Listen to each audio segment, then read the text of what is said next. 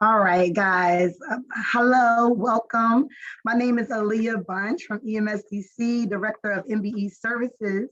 I wanted to thank everyone for joining us today as we unveil our second quarter Secure the Bag Financial Insights Workshop, where EMSDC brings financial resources, connections, and advice to the small, diverse business community for the health and growth of their businesses. So look out for invites for our next SBA update and from our other resource partners in the region.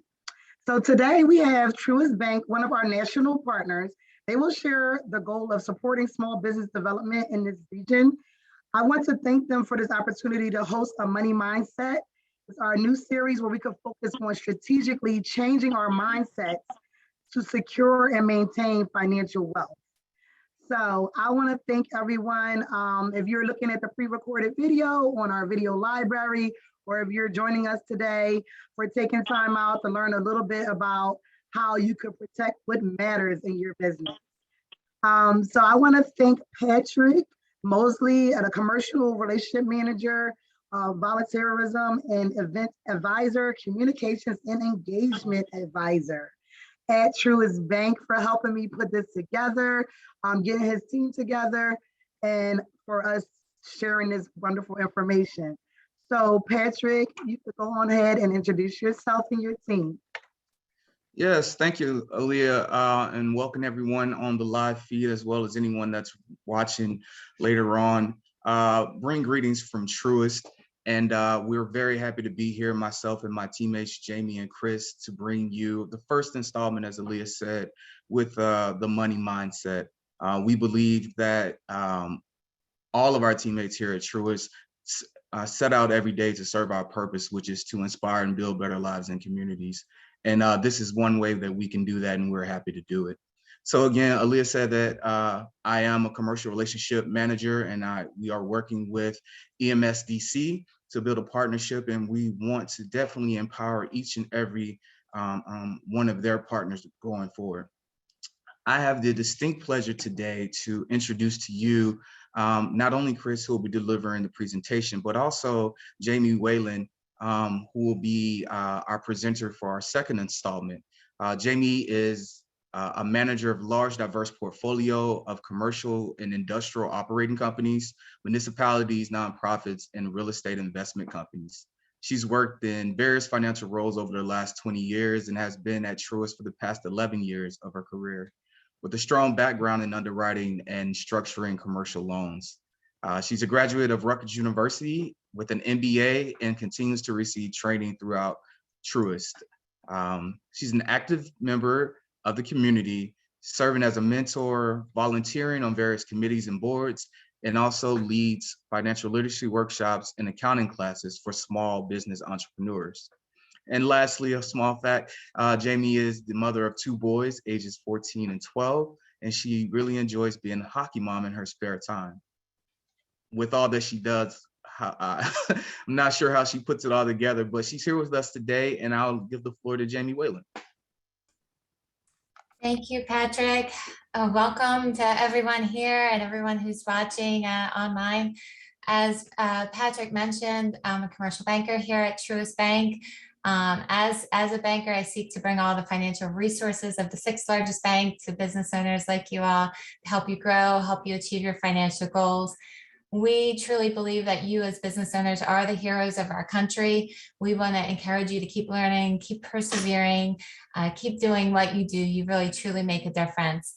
I really love what I do because I get exposed to all different kinds of business leaders like you who are out there taking risks and working hard and frankly making the world a better place. So one of our values is caring, and one way we show that is wrapping our arms around you, helping you review how your business is operating today, helping you to plan for the future, and then helping you execute that roadmap. So that's enough about what we do, but we are truly honored that we have the opportunity to partner with EMSDC and share some of what we have learned over the years through financial workshops like this. I'd really love to encourage you to sign up for the second workshop, which is called Borrowing Wisely. It's on May 17th. And in this seminar, we're going to talk about what banks are looking for when reviewing loan applications, and probably more importantly, how to get approved, how to figure out how much you can get approved for, the various types of financing that are offered, how to decipher the different terms of approval. So I think you will find it valuable, and if you're lucky, we'll hopefully have a little bit of fun too. So that's my pitch for the next workshop. We all know that having a business is a lot like running a marathon. It's not a sprint. You have to prepare. You have to make sure you have the proper resources, the effort, the energy. You have to be in for the long haul. The business infrastructure has to be in place, and the finances are a huge, huge part of that. So again, I commend you for taking those steps to talk about money, talk about finances, talk about the whole picture, and invest in your business. And I hope to see you at the next seminar. Let me take a moment to just introduce our next speaker and my friend and teammate, Chris Steffner. Chris will be leading the discussion about risk management today, protecting what matters. Chris has been McGriff Insurance for about 7 years. McGriff is a subsidiary of Truist Bank, so we work very closely with Chris. And Chris is married with 2 kids, and I know he is an adoring father.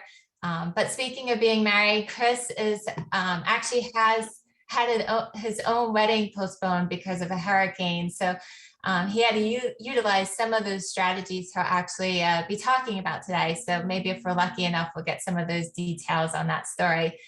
Another interesting fact about Chris, he was a former professional baseball player for the Tampa Bay Rays. So who knew, right? We have a big hitter here in Chris in more ways than one, and I'm sure that he will cover all the bases with this presentation. So with that, you're up to bat, Chris. Jamie, thank you. And thank you to Aaliyah and team at EMSDC. I'm a teacher at heart. I sell business insurance and risk management consulting now, but when I went to college many years ago, I thought I was going to be a teacher. So the educational aspect of it is what I try to bring into what I do every day. So doing things like this, educational webinars and seminars, it's right up my alley. So I'm grateful, appreciate the opportunity. My wedding was canceled by a hurricane. And just to add to that a little bit, a few years later, my brother's wedding reception was canceled because of a snowstorm. So I don't know if somebody was trying to tell our wives to stay away from the Duffner brothers, but we both endured, we got through it, and we're both happily married now. But yeah, so I know the impact of storms, and I know the impact and the disruption and the chaos that they can cause.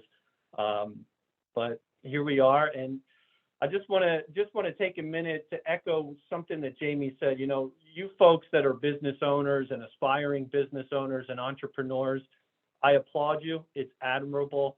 The work you do and the ingenuity you have and the innovation, it's something that I admire on a daily basis. We're going to spend about 25 minutes here talking about protecting what you've worked so hard to build and what you are building and creating. And full disclosure here, protect what matters. I think most of you think insurance right away. What insurance can I buy? How does the insurance work? And what am I covered for?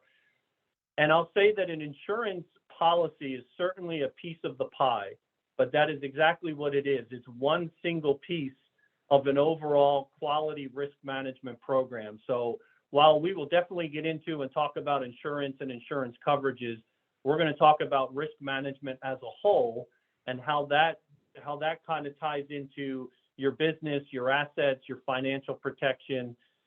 And at the end of that, we'll talk about some additional insurance coverages. We'll talk about the 5 basic insurance coverages. We'll get into some ancillary coverages, and we'll finish that up with some keys to maintaining your coverage once you do have a policy in place. So if Megan, you want to hit that next slide, we'll talk about the goals of the presentation today. So 5 is the magic number today. There are 5 steps in a quality risk management process. We're going to talk about those 5 steps and gain an understanding of that process. There are 5 methods to controlling risk. So once we've identified risks that are inherent to our business, we're going to talk about ways that we can control them, eliminate them, reduce them, or transfer the exposure or the risk. Then we're going to get into the 5 basic insurance policies, as I just alluded to, and just a brief overview of what coverages they provide. We'll talk about some other insurance coverages that may or may not be applicable to your business. And then lastly, we'll just touch a little bit on the renewal process, what that looks like, and what are some keys to maintaining adequate coverage once you have a policy in place. Next slide, please. Okay, so let's start by defining what exactly risk management is. Risk management is simple. It's a process of managing and reducing the possibility of a loss. It provides different techniques and methods to identify and treat those threats to your business. So every business, whether you own a building or you manufacture a product, you have employees, you have a possibility of a loss to assets, to your financials, to your people. So some of those examples I've listed below: fire damage to a property. I think that is probably the most common example when we think of a loss. We think of damage to property. How about if you manufacture a product and that product that you manufacture causes bodily injury to one of your consumers? Your injured workers. If you have a worker, if you have employees and that worker gets injured, you not only have a loss to that employee who's hurt, but you have a loss to production because that employee is no longer working on your behalf and no longer in production for you. You've got possibility of a cyber breach and the many, many losses that can go along with that. There's liability losses on a cyber breach. There's expenses that your business would incur to address any kind of a cyber or data breach. There's automobile accidents. If you have company-owned vehicles that deliver your product or distribute your product, they're out on the road, your driver can get into an accident, so you have a potential loss there.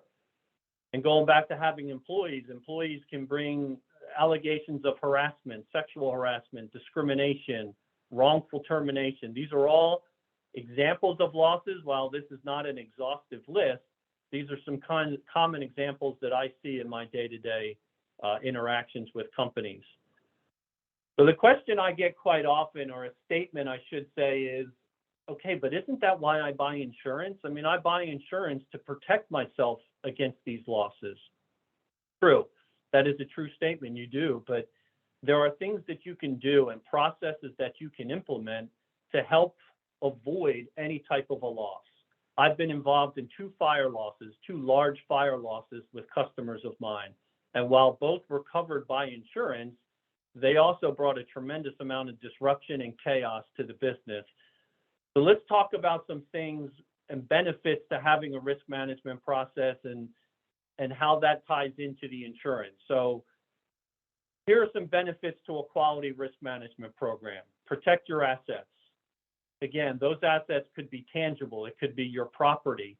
It could be your building. It could be your employees, your revenue stream. All of those need to be protected. Improved morale and productivity. If your employees feel safe and your employees feel like you care about them, then morale is up and productivity can increase. Of course, if you have little to no claims, then that helps lower your insurance premiums. It safeguards your company's brand and reputation. And there are certain situations where you may try to partner with a vendor or supplier in your business or a contractor in your business, and they ask for information about your company, including past losses or claim information. If you have a reputation of having a lot of claims or large claims, then they may decide that they don't want to do business with you.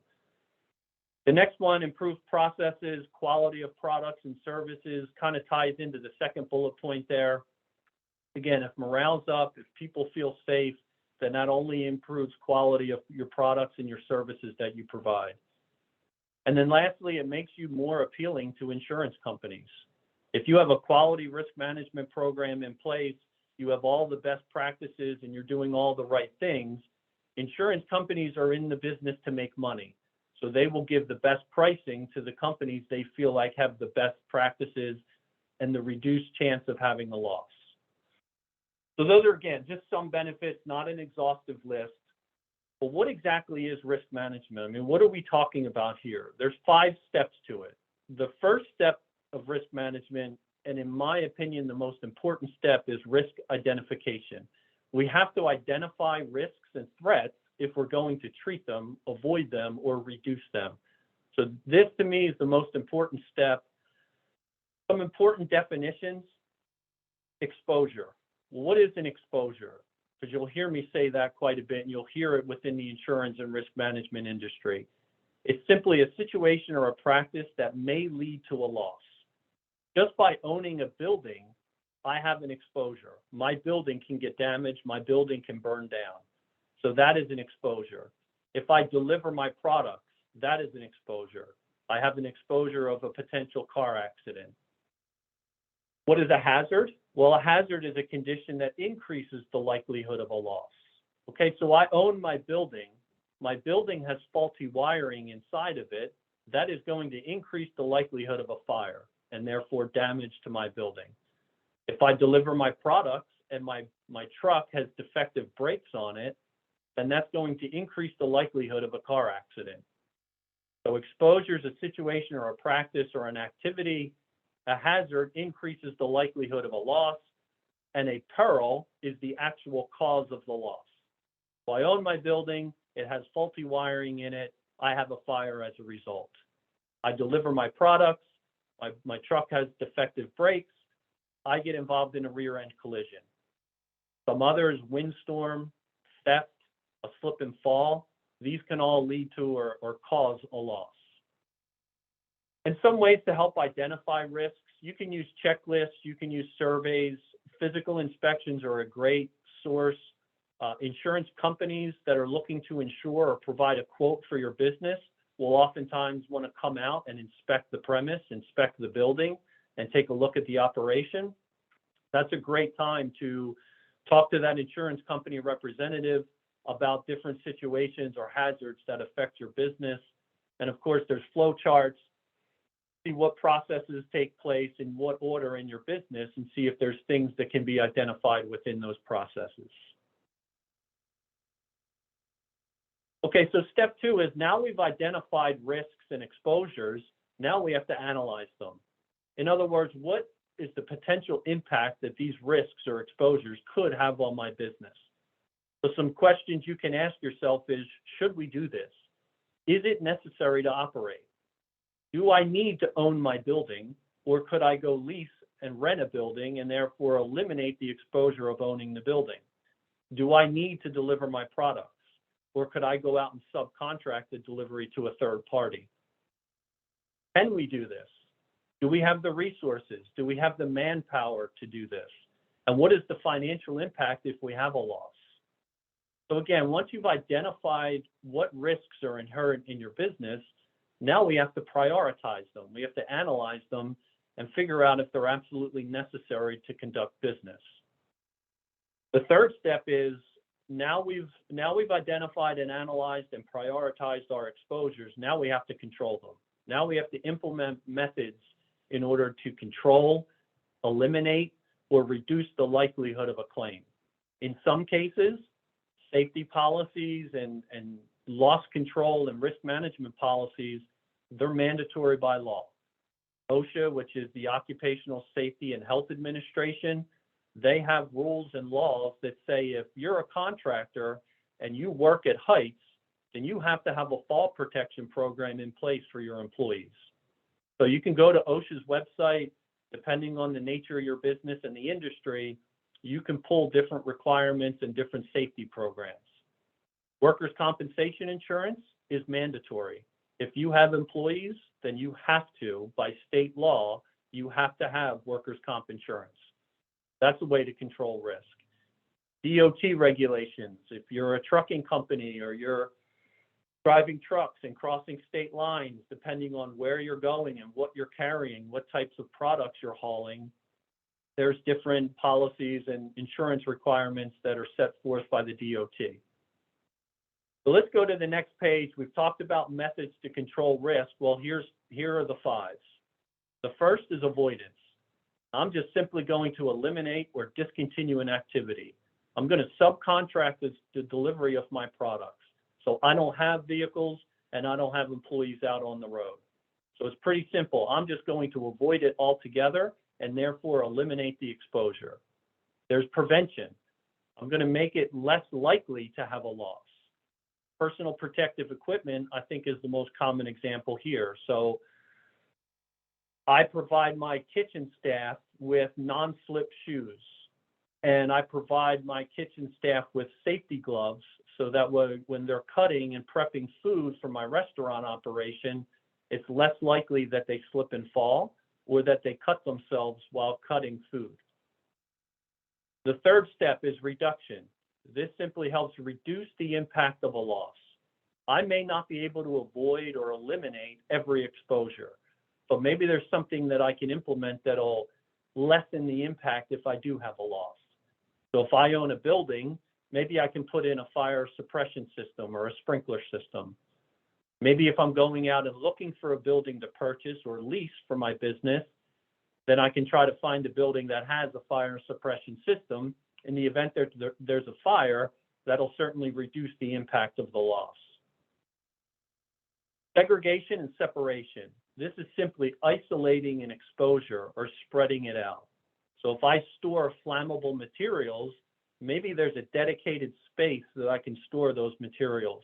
Maybe it's even a dedicated building, away and separated from my operation. And then the last one is transfer. So risk transfer. I'm going to transfer the risk to a third party. And this is where buying insurance comes into play. When you buy an insurance policy, you pay the premium. And in return for the premium, the insurance company guarantees that they'll pay the claim as long as it's covered by the policy. That is a risk transfer technique. You're transferring the risk of a loss to an insurance company in return for the premium. There's also contractual transfer, where you execute a legal binding contract which says that you transfer risk to a third party. And those are most commonly seen with construction companies. So if you're a general contractor and you're going to hire a plumbing contractor as a sub to install plumbing into a building, you're going to want to execute a contract with that plumbing contractor and therefore passing liability down to the contractor that's actually going to perform the work. You also see it in leases between tenant and landlord. Next slide, please. Okay, so back to the steps in the risk management process. Number 4 is risk financing. Now I've identified and I've prioritized my claims. I've put risk control techniques into place, but I need to finance my risk. Most common example is buying an insurance policy.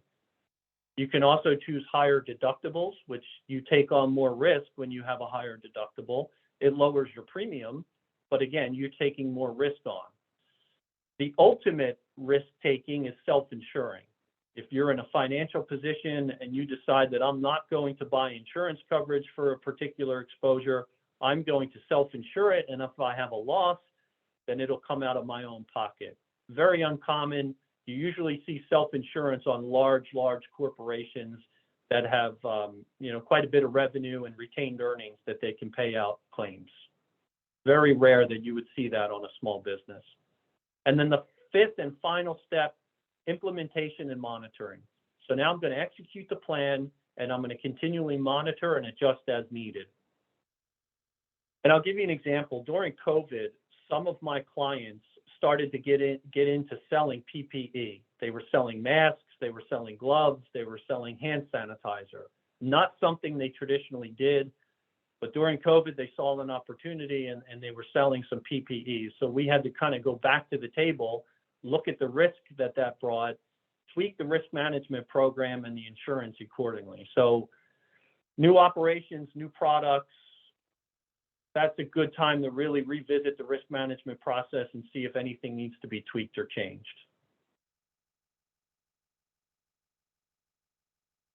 Okay, so now we're going to get into the insurance side of things. And I mentioned there's 5 basic insurance policies. We're going to talk about those first. The first one up is a general liability policy. General liability policy covers your legal liability for claims alleged by third parties. In other words, a third party suffers bodily injury or property damage, and they bring a lawsuit against my business. Maybe I slander, libel, or there's medical payments for somebody that slips and falls. They have a hospital bill and ongoing physical therapy. All of these things would be covered under a general liability policy, which again covers you for your liability for third-party claims and third-party lawsuits. Claims can occur on your premise, slip and fall injury. If you have a restaurant, if you serve food, then someone could eat food and get sick, food poisoning, and these could happen on your business premise. But they can also happen away from your premise. I buy a product from you, I take it home, I use it, and I get injured. I have you come and build a house for me. You're a contractor and you build the house, and then a year or two down the road, I notice that there's a leak in the roof or the windows, and there's a construction defect claim. So those are types of claims that would happen away from your insured premise. Most policies have a $1 million occurrence limit with a $2 million aggregate limit. What that means is you have $1 million to pay the claim for any one claim or any one occurrence. You have a $2 million limit that's there for the use for the entire policy period. So we can never pay more than $1 million per one claim, and we can never pay more than $2 million in any one policy period. So here's an example at the bottom. Customer slips and falls and strikes their head on the ground while entering a Dollar General store. The policy pays Dollar General's legal fees and damages as a result of the customer's injuries. A pretty straightforward claim example. Now, to take that a step further, the policy will pay up to $1 million in this particular incident. Because it's one occurrence, it's one claim, we'll pay up to $1 million. We'll talk about an umbrella or excess policy in just a minute here that can cover you in the event that the claim or the settlement exceeds that $1 million limit. Okay, property. Property insurance is a first-party coverage. It covers your property. And the first three bullet points here are pretty straightforward. Building insurance covers the building or structure described in the policy. Very similar to your homeowner's insurance, covers your building or your structure. Business personal property covers the contents that you use in your business. So they're owned by you and they're used in your business. So you'll see this often referred to as business personal property insurance or contents insurance. And those contents can include machinery, equipment, furniture, fixtures, stock, if you sell a product, improvements and betterments. So if you are a tenant in a building and you make improvements or betterments to the realty to retrofit the space to fit your company, those are insurable, those improvements and betterments. You can't take them with you at the end of the day, so they're yours, although they remain a permanent part of the realty. And lease property, copiers, or any other equipment that you lease, typically you're required to insure that. Personal property of others. So personal property of others in your care, custody, or control. Example, dry cleaner.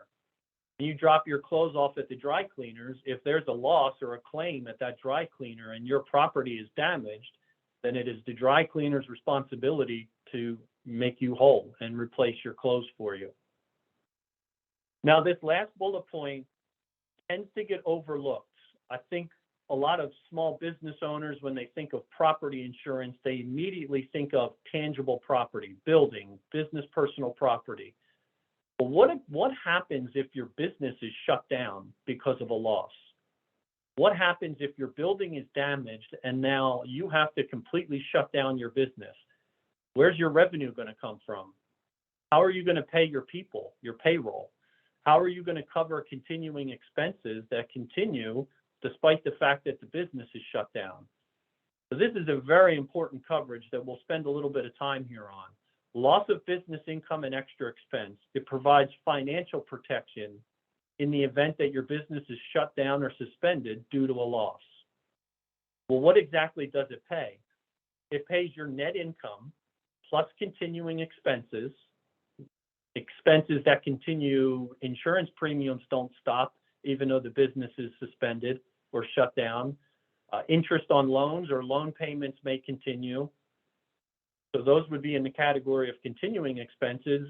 And the big one there is payroll. If you want to retain your people and keep your people, then you've got to continue to pay them. yet you don't have revenue coming in. Well, the policy will help you there and pay your people. Now, what you want to do is you want to talk to your agent about this coverage, especially the payroll, because some policies may contain a payroll limitation. They may only cover payroll for 30 days or 60 days. So if you intend to keep your people beyond that time frame, you may want to extend that coverage, make it unlimited, or extend it beyond the 30 or 60-day window that the policy provides. Lastly, this coverage will pay extra expenses. Extra expenses are defined as expenses you incur that you would not have incurred had there not been a loss. And we're going to look at an example here. I think it'll help put this all together. So here's my property claim example. Viking Clothing LLC, a retail store in Philadelphia, suffers damage to their building and business personal property due to a fire. Business is shut down for 6 months while it recovers.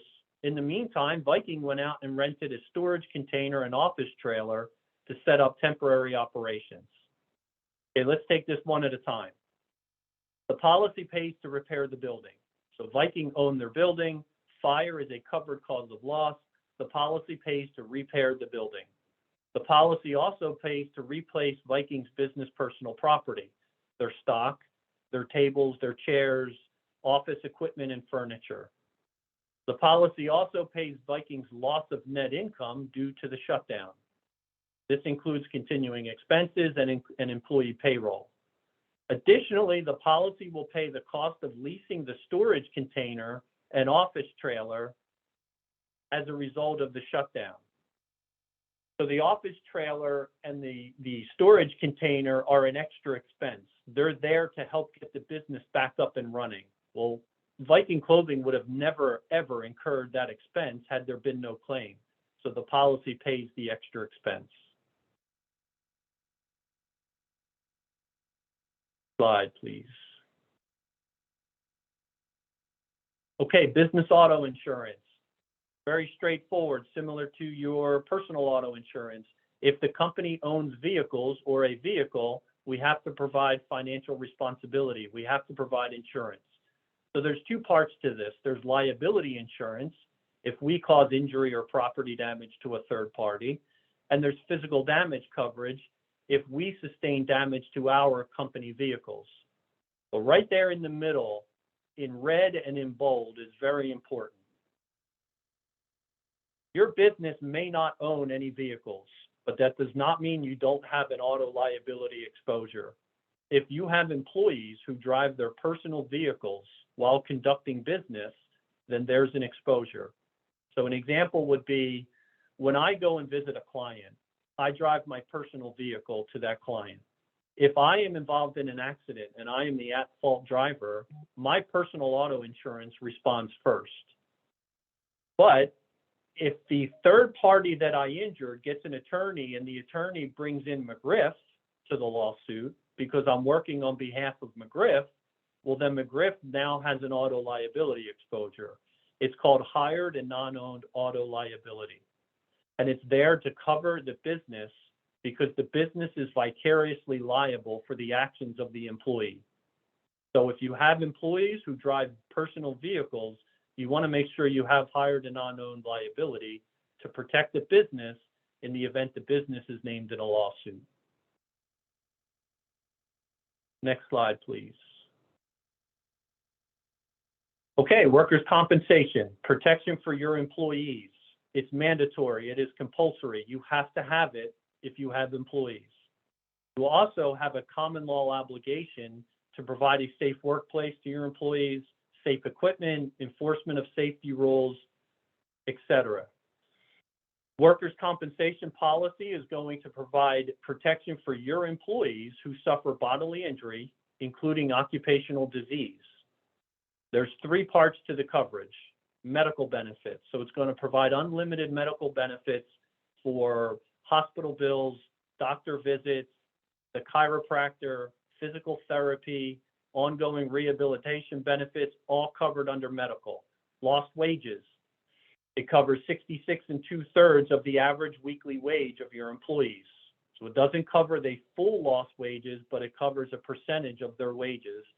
and it covers death benefits. Now, just a quick note at the bottom about how workers' compensation is rated. It's rated based on payroll and the employee's classification, meaning what does the employee do and what is their payroll? We take that payroll and multiply it by a rate in order to get to the premium. So as an example, the 2022 clerical office rate is 7 cents per 100 of payroll. So that would be for an employee that works 9 to 5 in the office. They don't leave the office. There's very little exposure to a claim, therefore the rate is very low at 7 cents. In contrast, if I own a trucking company and my employees are out driving and delivering products, my rate is $4.03 per 100 of payroll. And that is a minimum rate. It could be higher depending on the insurance company. So you can see the difference in rate based on the employee classification. Okay, last traditional or core coverage is umbrella or excess liability. So if you recall, we talked about the Dollar General example. Someone slipped and fell and got injured, and there was $1 million under the general liability to pay that claim. Well, what happens if the claim goes above and beyond the $1 million? Anything above and beyond that, there's no coverage for, unless I have an umbrella or excess liability policy. It's liability protection only. It does not apply to property insurance, and it provides additional insurance in the event of a large loss. So let's look at the example at the bottom. An employee of Terry's Trucking is found to be the at-fault driver in a devastating car accident. The accident results in a settlement of $1.5 million. The underlying auto policy will pay $1 million, leaving a $500,000 gap or uninsured loss. An umbrella or excess policy would provide additional protection to cover the remaining $500,000. So assume you have $1 million umbrella policy. The $1.5 million loss, $1 million of it covered by the auto insurance, and the $500,000 above that covered by the umbrella policy. And everybody's going to be different here depending on your industry and the nature of your business. Talk to your agent, ask your agent how much umbrella liability he or she thinks you need. What are some resources that you could use? Benchmarking is one of them that we do, where you can benchmark a company based on the peers in their industry to see what everybody else is buying in limit. So the question for your agent there is, how much do I buy? How do I know how much to buy? Okay, these are other insurances to consider. We won't spend a tremendous amount of time on them, and the reason is not all of these will obtain or pertain to everybody, I should say. The second one there, employment practices liability. If you have employees, you have exposure to employee lawsuits, discrimination, harassment, etc. Cyber liability and cyber coverage. Just about everybody has a cyber exposure. If you use the internet, a computer, email, an iPhone, you have an exposure here. Your information, other people's information that you store could get hacked. Therefore, just about everybody has a cyber exposure, and I would highly recommend pursuing this with your agent. Directors and officers is a management liability. It's an errors or omissions policy. Flood insurance. Flood is not covered by a traditional property insurance. So flood, depending on where you are, whether you're coastal or in a flood zone, you're at higher risk. But I would say everybody has exposure to flood, and it's not covered under standard policy. You'd have to buy a separate flood policy. Okay, next slide. Okay, so we're going to wrap up here with keys to maintaining coverage. So now I've implemented my risk management programs and processes. I'm comfortable, I'm implementing and monitoring them as they go. I've bought the insurance and I'm comfortable with my insurance program. Well, what happens now? How do I maintain my coverage? Well, policies renew annually. They have an effective date that goes into place every year. At a minimum, I highly recommend reviewing your coverages with your agent at least annually at the renewal. Talk about what limits you have. Talk about what coverages you have. Talk about what coverages you do not have and if you think it makes sense to pursue those coverages. You want to start the renewal process early, I'd say 90 days in advance. This allows time for discussion, communication to your agent, to talk about your business, to provide updates on your business. It allows time for your agent to negotiate with the carrier. And as I mentioned earlier, insurance companies are for-profit companies. They are in it to make money. Insurance market is cyclical. There's hard markets where rates are up, and there's soft markets where rates are down. So in the event that we're in a hard insurance market and you're going to look at a premium increase because rates are up, better to know that in advance, 90 days or 60 days in advance, as opposed to a week in advance. It gives you more time to prepare and more time to maybe shop the policy around to see if you can get a better rate and better coverage.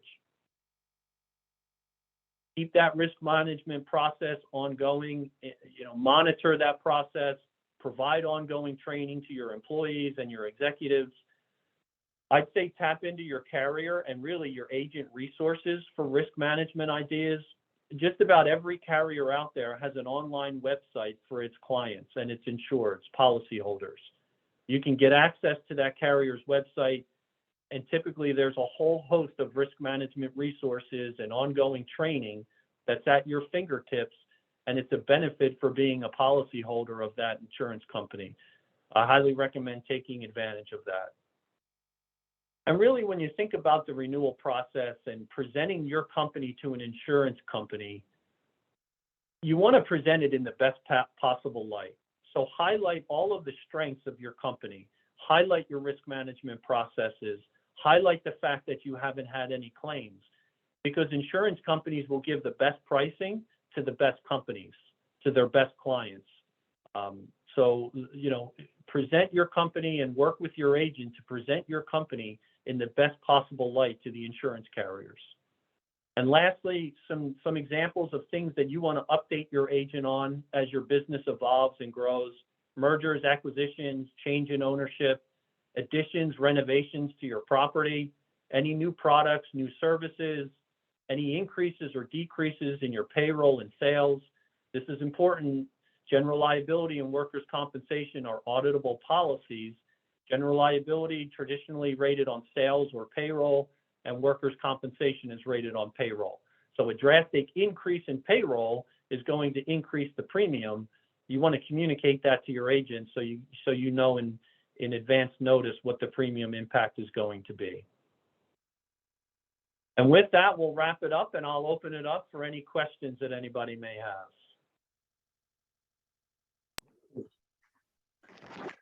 Nice. Thank you, Chris. That was some very great information. And you are a teacher and an instructor, like you said, because I was able to follow all of that information very well. So I'm going to look over here to see if we have any questions. Anyone wanted to drop any questions in the chat? This is your time to pick Chris's brain and figure out what would be the best ways for you to go about speaking with your agent about some of these concerns. I just wanted to kind of mention some of these great takeaways that I was able to capture. I appreciate you definitely mentioning at the end and throughout the presentation that when you get new operations and products, make sure you're updating your agent, make sure you're finding out if you need any more coverage at that time. Would you say that the renewal period is the best time for you to kind of update your agent on any new products or operations, Chris?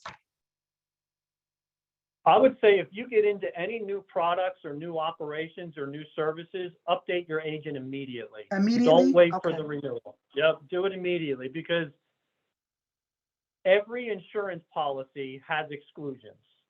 There is not an insurance policy that exists that covers everything. So there are policies, and those policies have exclusions. And you'd hate to have an exclusion in your policy, not know about it, and it excludes whatever new product or new service you're implementing. So I would say any major changes like mergers and acquisitions, new products, new services, we want to relay those to the insurance agent immediately. Okay. If you have an increase in sales or an increase in payroll, they can be addressed at the renewal because that's not necessarily a material change in the nature of the business. That's just an increase or decrease in sales or payroll. Okay. But yeah, so new products, new services, get on that phone, call your agent, update your agent, and make sure that the policy covers it, and ask the question, how is this going to impact my coverage or my premium? And I guess, you know, to take that a step further, if you are considering new products and new services, include your agent in that discussion. You know, you Okay. might include your attorney in that discussion, and you're going to include executives and maybe your accountant, your bank may be included in that discussion. Include your agent in that discussion too, because it, depending on the impact of the coverage, it may impact your decision to go that route or not go that route. Right, right. We've seen that happen before, so definitely thank you for adding that. It looks like we have a question from Sheila Sharma. If you are a new company, is Swift your only option for workers' compensation coverage? No. Short answer, no. It is not the only option. A lot of new businesses and new ventures do go to Swift. And for those on the call that aren't familiar with Swift, that is the State Workers Insurance Fund. It's the Pennsylvania State Workers Insurance Fund. And the reason Swift exists is because you have to have insurance. It's mandatory. Well, what happens if an insurance company won't provide the coverage to you? Well, Swift is, you know, the PA government, it's the state-run insurance fund that will provide the coverage. So getting back to the initial question, is it the only option? No. I would try to go to the traditional insurance market first. And again, highlight all of the benefits and everything that you're doing in your company to try to prevent injuries and to mitigate losses to your employees. And you may be able to find a traditional insurance company that will step in and provide the coverage. In some cases, though, because it's a new venture, there's no history, and it's new ownership, Swift tends to be the alternative. But try the traditional insurance market first. Great. That was a very good question. I appreciate you asking that, Sheila. Do we have any other questions for Chris? I wanted to add something else. I noticed that when you were speaking about the loss of business income, and you were saying all of the coverages that they temporarily help with while you're suffering a loss of that magnitude. Do you know how long this loss of business income coverage usually would be for like if you in the chance that they have some type of loss? Like how long does that usually cover the company for? That's an excellent question. Most policies will cover you for 1 year. Oh, okay. So the loss of business income coverage is a 12-month, 1-year coverage. Right. And I guess, again, to take that a step further, one of the things you want to figure out in your business is if I had a total loss, if my building was completely devastated, how long would it take me to get back up and running? In some cases, it might take you 6 months. In some cases, it may take the city of Philadelphia 6 months to issue permits to where you can start to rebuild your business. In that case, you may be looking at 18 months before you're back up and running. So you'll have to adjust the insurance accordingly. If it's going to be more than a year, then you've got to address that because the policy will only cover you for 1 year. Okay. And I'll give just a quick example. When I dealt with my fire claims, one of my fire claims on one of my clients was a pretty large fire on a manufacturing client. It took 3 months to figure out what caused the fire. So before anybody could do anything to rebuild, it took 3 months to figure out what happened. And then it was another 3 months just to get permits. So 6 months into the insurance policy, we hadn't even begun rebuilding that building. Wow. That's definitely a great example. You know, fire and water damage were like two of my main things that I was looking at throughout this presentation.